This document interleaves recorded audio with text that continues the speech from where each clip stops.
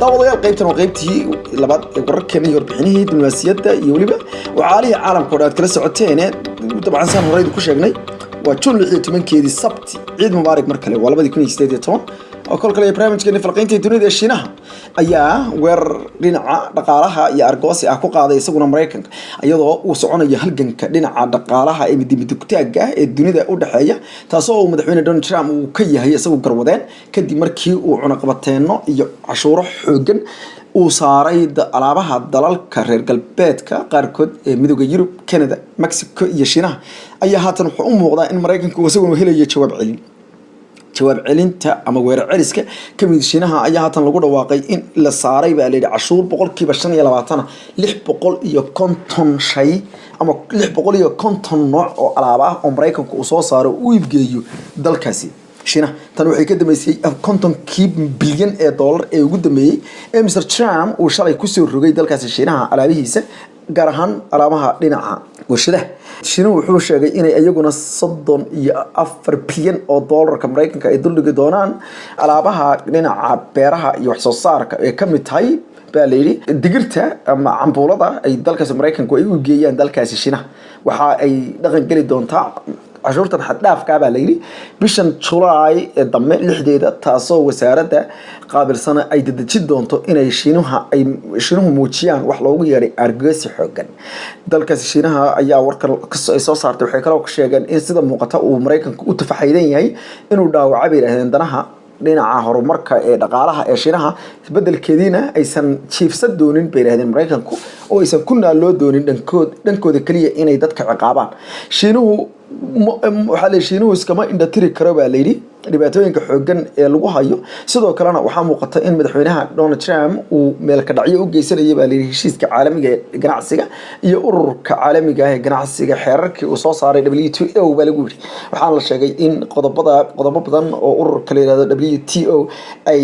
baabiyeen isla markaana ay ku xadgudbeen Mareykanku Shiinuhu wuxuu sheegay inuu qaaday talaabooyin xaq u leeyahay kuwaas oo alaabaha Mareykanka ku bartilmaameedsanayo Mareykanka ayaa haatan wuxuu wajahayaa cillad xoogan iyo dagaal dhinaca dhaqaalaha kadib markii Mr Trump uu go'aansaday isagu in ay saas arintu u dhacdo halka nagala socotaan oo wararkii ugu dambeeyay warbixinada diblomaasiyadda Mareykanka ayaa waxa lagu eedeeyay in muddo 6 wiig gudahooda uu 2,000 oo caruura oo waalidlaan dhigay 2,000 caruurta ayaa la sheegay in waalidkoodii laga dhigay wax la musaafiriyay wax la qabtay iyo wax dib loo celiyay iyo kuwa jeelasha ku jiray iyo kuwa dalka laga saaray kadib markii la sheegay in caruurahan waalidkooda badankoodu aysan ahayn kuwa haystay dokumentiyo sharci ah oo dalkan ku joogi karaan arintan ayaa waxa ay dhalisay baaqiyo xoogan oo Mareykanka loo dirayo waxa la yiri dalalka xuduudda u dhaxaysa dalalka Mexico iyo Mareykanka ayaa waxay noqotay meelaha ugu badan ee dadka lagu bartilmaameedsano barnaamijka loo yaqaan zero tolerance ama waxa la dulqaad la'aanta oo ay ansixisay wasaaradda cadaaladda dalkaasi Mareykanka oo ah markaasi policy cusub ama siyaasad cusub oo ay tahay inaan loo dulqaadan qof bilaa sharci ku jooga dalkaasi Mareykanka ayaa wasaaradda arrimaha gudaha iyo amniga ee dalkaasi Mareykanku ay fulisay waxa la sheegay in 1995 ruux oo dad la eriyay baa leeyahay tan iyo bishii May koob iyo 30keedii kaliya taasoo u dhigan in muddo 6 wiiga dad inta leeg la ceyriyay caruurta ayaa la sheegay in laga wareegay dadkaas isla markaana caruurtoodii ay laga diray madaxa wasaaradda cadaaladda ee dalkaasi Mareykanka Jeff Sessions ayaa wuxuu sheegay dhamaadkii bishii May in la qaadi doono wuxuu ugu yeeray weerar xoogan iyo ugaarsi lagu ugaarsanayo dadka aan haysan sharciga iyo kuwa soo galaya Mareykanka kuwaas oo hangool faraare la iskaga qaban doono ayuu sheegay hase yeeshee hay'adda la yiraahdo United Nations High Commission for Human Rights ayaa waxay sheegtay toddobaadkan in Mareykanku uu ku xadgudbayo sharciga caruurta iyo qoysaska in la kala irdeen taasoo ah biraha xaq caruurtu ay leeyihiin caruurta ayay tahay inaan laga cayrin waalidkood ama laga gaxaynin si khasaba hadaysan waalidku ayagu aysan dhibaato ku hayn ilmaha madaxa iyaduna xisbiga dimuqraadiga xubnaha xisbiga dimuqraadiga aqalka Congress-ka laga tirada badan yahay Nancy Pelosi ayaa ugu yeedhay arrimahan iyo ficiladan madaxweyne Trump iyo maamulka jamhuurigu sameeyo ceeb Mareykanka ay dusha ka saareen waxay sheegtay in loo baahan yahay in caruurta iyo qoysaskooda laga badbaadiyo weerarada u imaanay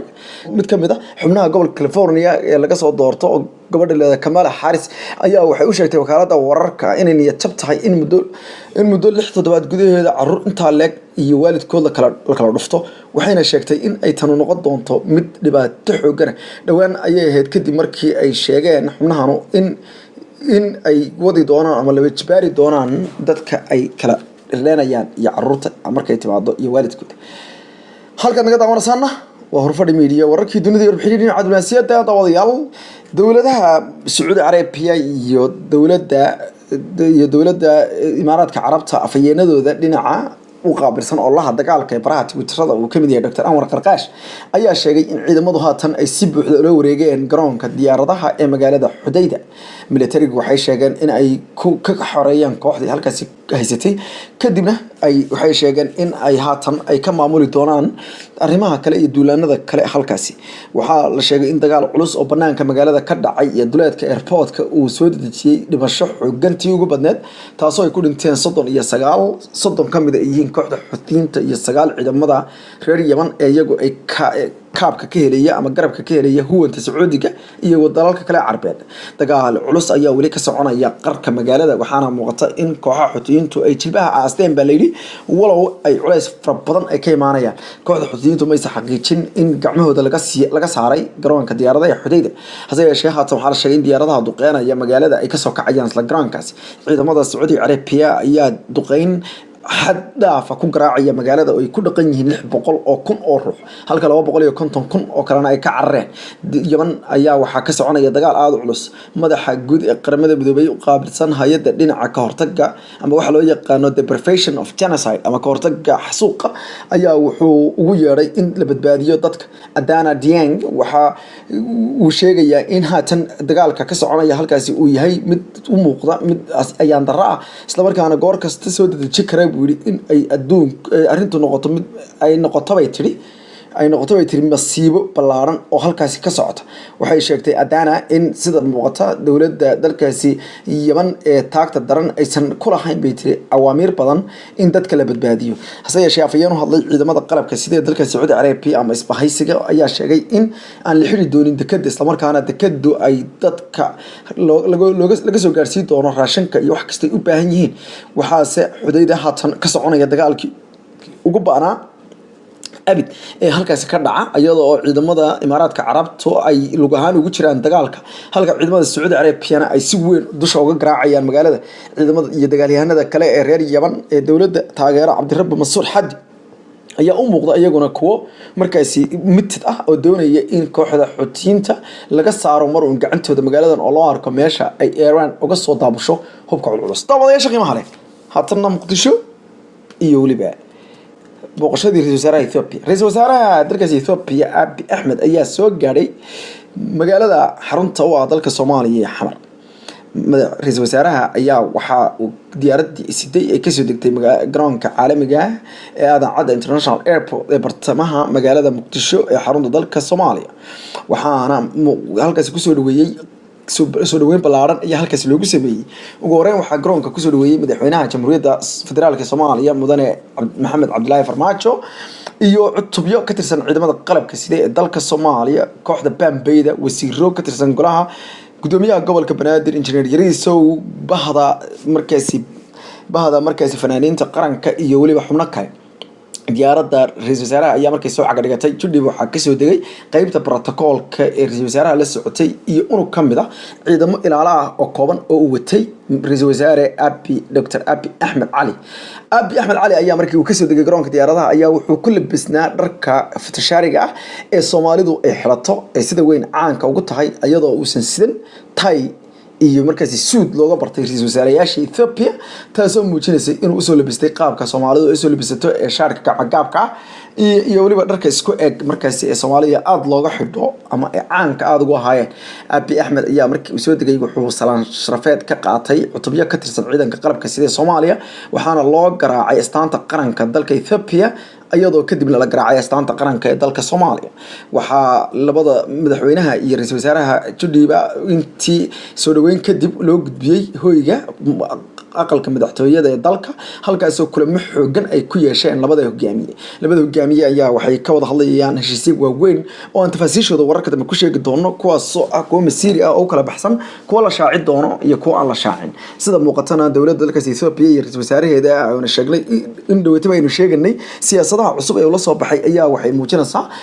soo degitaankiisa uu ka soo degay magaalada Muqdisho ee xarunta dalka Soomaaliya sida uu doonayo inuu hagaajiyo cilaaqaadka Soomaaliya iyo Ethiopia oo mar walba madow iyo kala tabasho xoogan ay ku jirto Ethiopia iyo dowladaheedii ama ra'iisul wasaarayaashii hore ayaa waxa lagu yaqaanay inay inta badan naasnuujiyaan maamulada tirabeelka ee dalka Soomaaliya isla markaana loo arko inay mar walba ay ku yihiin liddi in dowladda Soomaaliyeed ee dhalato taasoo ah tan ay dadka Soomaaliyeed aad u aaminsan yihiin hase yeeshee ra'iisul wasaarahan oo isagu ka soo jeeda qoomiyadda ugu dhow xagga habdhaqanka iyo tacaamulka ee dadka Soomaalida ee Oromada ah ayaa haatan doonaya in uu taa wax taabeeniyo ra'iisul wasaarahan oo u muuqda isagu inuu doonayo inuu taariikho waaweyn oo xidho isla markaana nin dhalinyaro ah doonayana inuu mustaqbal wanaagsan geeska Afrika iyo Ethiopia ka samaysto ayaa waxa uu sidoo kale la kulmaya culaysyo la aaminsan yahay inay uga imaanayaan rejiimkii hore ama dadkii hore ee lugta ku lahaa xukunka Ethiopia oo ay ka mid tahay saraakiisha awoodda badan ee dalkaasi ee ka soo jeeda qoomiyadda Tigray si kastaba ha noqotee wararka diblomaasiyadeed ee Horfadhi Media House ayaa waxay sheegayaan in ajadayaasha waaweyn iyo qodobada laga wada hadlayo ay ugu xoogan tahay in dowladda Ethiopia ay gebi ahaanba joojiso xiriirada ay la leedahay maamulada tirabeelka ee dalka Soomaaliya isla markaana haatan iyo wixii ka dambeeya ay arrin kasta oo ay kala hadlayso ay doonayso inay ama dan kasta ay Soomaaliya ka yeelato ay dowladda dhexe iyo magaalada Xamar ay la soo xiriirdo qodobada kale ee la sheegay in laga wada hadli doono ayaa waxa kamid ah arinta dekada magaalada Berbera ee gobolka Saaxil oo iyadu ay horay dowladda Ethiopia lagu ugu lahayd heshiis saddex geesood ah oo dhex maray Somaliland isku tag Imaaraadka Carabta iyo Ethiopia ayaa heshiiskaas ku lahayd 19% wixii ka soo baxa iyadoo oo taas ay ka biyadiiday dowladda dhexe ee federaalka Soomaaliya si kastaba ha noqotee qodobada kale laga wada hadli doono ayaa la sheegay inay kamid tahay sidii dowladda Ethiopia ay baritaar xooggan ay u sii lahayd dowladda Soomaaliya balse ay noqoto wax kasta oo ay tarayaan mid dowladda dhexe soo marta dawadayaal arintaas falaqaynteeda iyo waliba macluumaadka dheeraadka wararka damad ku maqli doontaan waqtiga gaaban awgeed barnaamijka faafintiisa andhaho iyo raacitaanka barteena inaad subscribe tiraahdaan isla markaana aad faafisaan oo gaarsiisaan asxaabta kale inaad la wadaagtaan qiimo badan ayay nagu kacaysaa innagana dad badan oo Soomaaliyeed oo u baahan baa maalin walba nagu soo biira kuwaasoo aad idinku gaarsiiseen daawadayaasha qiimaha leh waliba waan naqaan dad badan oo ayaa aad u faafiya wararkeena isla markaana runtii qaarkood ay runtii aad iyo aad ay u leeyihiin abaal wanaagsan daawadayaal tan iyo inta sarka doona ciid mubaarak iyo amaan Allah